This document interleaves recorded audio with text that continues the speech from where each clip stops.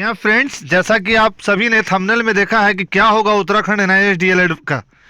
लगातार हम आपको अपडेट दे रहे हैं कि उत्तराखंड में एनआईएस डीएलएड के बारे में बहुत बड़ी सुनवाई चल रही है और सुप्रीम कोर्ट से वर्डिक्ट आने के बाद भी उत्तराखंड गवर्नमेंट जो है, वहाँ की गवर्नमेंट जो है, उस वर्डिक्ट को यानी कि उस फैसले को नहीं मान रही है। तो लगातार हम आप सभी को उत्तराखंड एनआईएस डीएलएड का अपडेट दे रहे हैं। अब उस एनआईएस डीएलएड का अपडेट हम वहीं से देते हैं जहां हम एनआईएस डीएलएड के बारे में देखते हैं, वीडियो देखते हैं उसकी सुनवाई को, उसके बाद आपको अपडेट देते हैं। तो लगातार जो भी सुनवाई हो रहा है, सभी सुनवाई में जो नैनीताल हाई कोर्ट है वो यही बात कह रही है कि सुप्रीम कोर्ट के 10 दिसंबर वाले वर्डिक्ट को लागू किया जाए, जबकि वहाँ की जो गवर्नमेंट है, पुष्कर सिंह धामी की गवर्नमेंट, वो इस बात को मानने से इनकार कर रही है।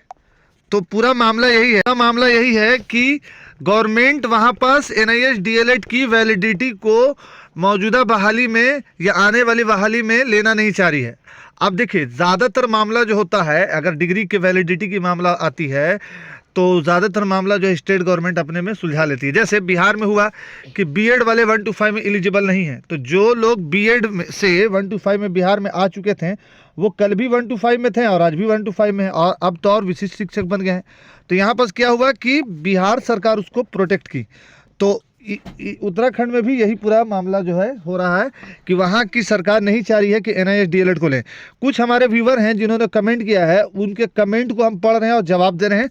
तो कमेंट कुछ इस तरह से, देखिए, एक कमेंट है सुखवीर सिंह सैनी का कि सर उनका क्या होगा जिन्होंने 2024 में पीआरटी में फॉर्म नहीं भरा।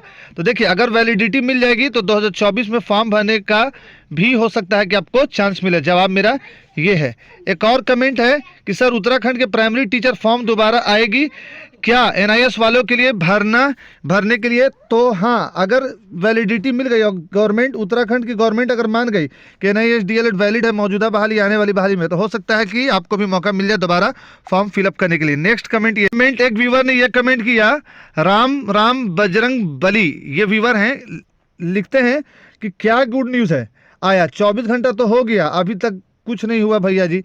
तो देखिए, 24 घंटा वाला जो ट्वीट था वो आपको विश्वनाथ सर का था, जो उत्तराखंड को लीड कर रहे हैं।